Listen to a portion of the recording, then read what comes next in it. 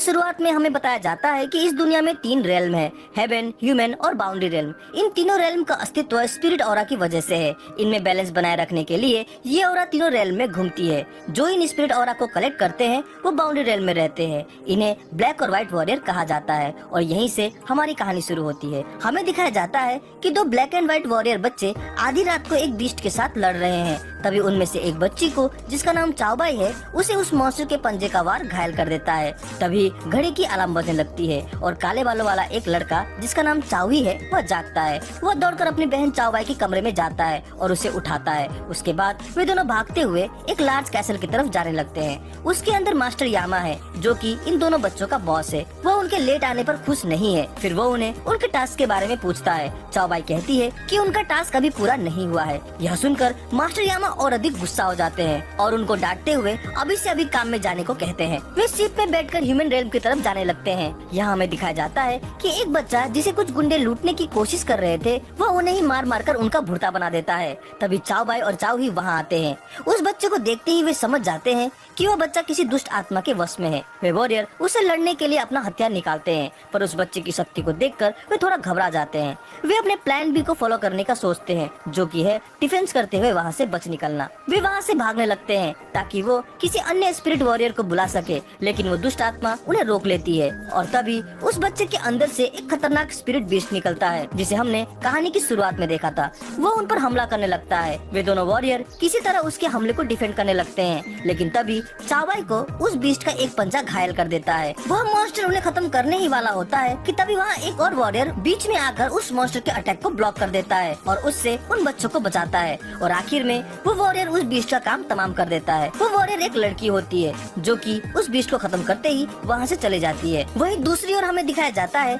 कि बाइलोंग नाम का एक पावरफुल स्पिरिट हंटर समुद्र में बनी किसी सील के कमजोर पड़ जाने के कारण काफी परेशान है। दुष्ट आत्माएं इसे तोड़कर बाहर निकलने की कोशिश कर रही है। वह और उसकी टीम इस पर काफी सतर्क हो जाते हैं, क्योंकि यह सील कभी भी टूट सकती है। इसकी ऐसी अवस्था को देखते हुए बाइलोंग इस खबर को मिस्टर जोंग और बाकी सभी कोर्ट में पहुंचाने का आदेश देता है। उधर चाओबाई और चाओही को मास्टर यामा द्वारा बहुत डांट पड़ती है, क्योंकि वे उस दुष्ट आत्मा को पकड़ने में नाकाम रहे और अपना टास्क पूरा नहीं कर सके। वो उन्हें काम से निकाल देने की धमकी देता है और उन्हें काफी उपदेश देता है। वे दोनों सिर हिलाते हुए उसे सुनते हैं। मास्टर यामा को लगता है कि मिस्टर जोंग की सुरक्षा में रहने की वजह से वे आलसी हो गए हैं। तभी वहाँ मिस्टर जोंग आता है, जो कि एक 10 हेल्थ जनरल है। हमें पता चलता है कि मिस्टर जोंग उन बच्चों का केयरटेकर है। जोंग मिस्टर यामा को कहता है कि अगर मेरे निगरानी में इनको रखना आपको पसंद नहीं तो आप इन्हें अपने साथ रख लीजिए। यह सुनकर यामा घबरा जाता है और कहता है कि इनके लिए तुम ही ठीक हो। उसके बाद मास्टर यामा द्वारा उन्हें एक और टास्क दिया जाता है। इसे पाकर वे बहुत खुश हो जाते हैं। इधर मिस्टर जोंग मास्टर यामा को बताता है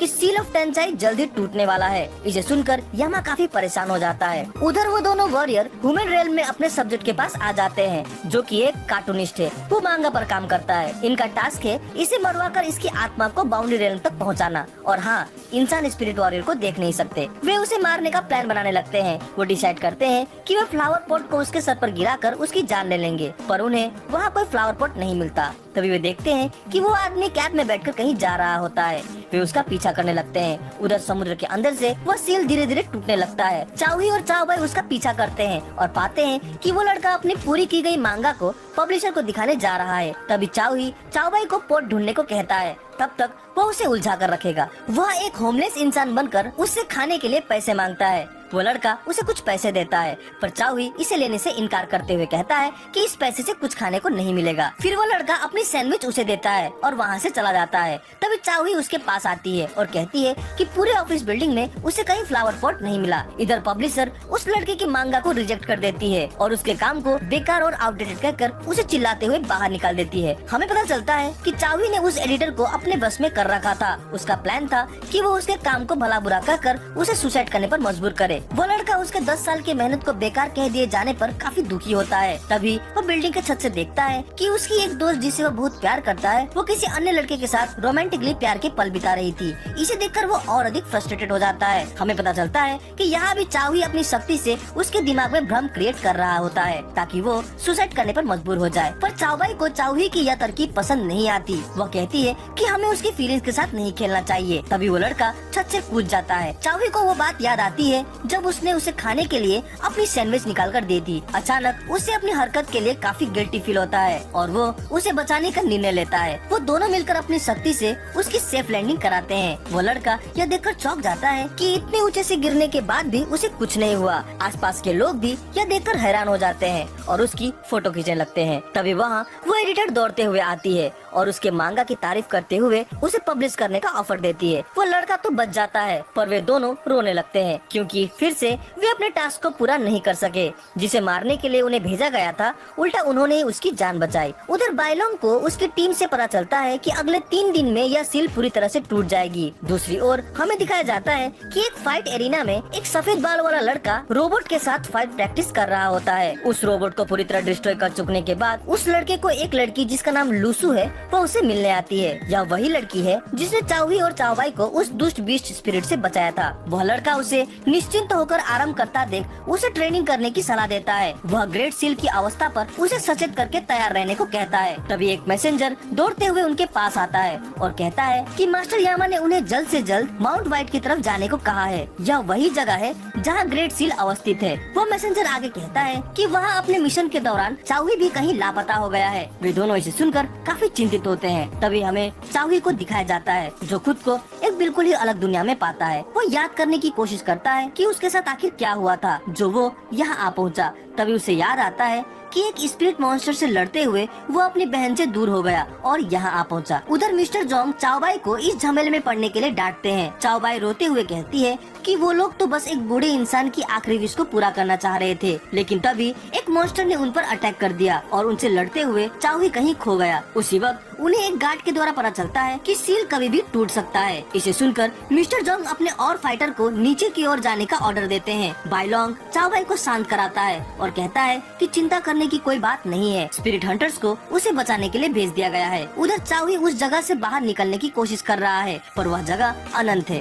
वो काफी घबरा जाता है। उसे लगता है कि वो यहाँ से कभी बाहर नहीं निकल पाएगा। तभी उसके सामने चाओबाई का एक प्रतिरूप आता है जो उसे कहती है कि तुमने मुझे अकेला छोड़ दिया। वो उस प्रतिरूप की तरफ दौड़ता है लेकिन वह गायब हो जाती है। उधर बायलोंग चाओबाई को बताता है कि जिस जगह चाओही लापता हो गया है वहाँ एक सील ऑफ टांचाई है जिसके अंदर 100 गोस्ट स्पिरिट को कैद करके रखा गया है। करीब 1000 साल पहले मिस्टर जोंग ने 99 सबसे खतरनाक गोस्ट को वहाँ सील करके रखा था, लेकिन आज वह सील कमजोर पड़ता जा रहा है। जिस सी मॉन्स्टर के साथ तुम्हारी लड़ाई हुई थी हो सकता है कि वह उन्हीं गोस्ट में से एक हो जो कि सील के लीक होने से निकली हो। चाओबाई अपने भाई को लेकर काफी परेशान होती है। तभी उन्हें एक जोर का झटका लगता है। गार्ड उन्हें बताता है कि वह सील आखिर टूट ही गई। इस घटना से पानी से भरा पूरा इलाका चमकने लगता है और वहाँ एक धमाका होता है जिसमें से बहुत ही ताकतवर ऊर्जा निकलने लगती है। इसे देख सभी काफी सतर्क हो जाते हैं। उधर चाओही चाओबाई के साथ अपने बीते पलों को याद कर रहा होता है। तभी उसे रिसल की आवाज सुनाई देती है। वह उस ध्वनि की दिशा की तरफ जाने लगता है। वहाँ वह एक बड़ा सा स्टेचू देखता है और पूछता है कि क्या कोई उसे सुन सकता है। तभी स्टेचू के ऊपर से एक आदमी उसकी ऐसी दुर्दशा को देखकर हंसने लगता है। इधर टूटे हुए सील के रास्ते से कई स्पिरिट बाहर निकलने लगते हैं और ह्यूमन रेल्म की तरफ जाने लगते हैं। इसे देखते हुए स्पिरिट हंटर भी उन्हें रोकने के लिए अपनी पूरी सेना के साथ उनके पीछे चले जाते हैं। तभी वहाँ एक बड़ा सा मॉन्स्टर स्पिरिट मिस्टर जोंग और उसके क्रू के सामने आकर खड़ा हो जाता है। उन्हें पता चल जाता है कि यह 100 गोस्ट स्पिरिट है। उधर वह आदमी चाओही को ताना मारते हुए उसे उसकी सच्चाई बताता है पर चाओही को उस पर भरोसा नहीं। उसे लगता है कि वह बकवास कर रहा है। चाओही उसे इस जगह के बारे में पूछता है। तभी वह आदमी चाओही को जंजीरों से बांधकर उसे काफी परेशान करता है और कहता है कि यह जगह हम जैसे वेंडरिंग स्पिरिट का घर है जहां हमें 1000 साल तक कैद करके रखा गया है। बाउंड्री रेल्म के लोगों से लड़ने से पहले हम बहुत खतरनाक हुआ करते थे और तुम हम में से एक थे। उसकी बातें सुनकर चाओही उसे देखता रह जाता है। अगर आपको इस वीडियो का पार्ट 2 चाहिए तो कमेंट जरूर करें। वीडियो अच्छी लगी हो तो इसे लाइक और कमेंट जरूर करें। हमसे जुड़ने के लिए चैनल को सब्सक्राइब करें। तो मिलते हैं अपने अगली वीडियो में।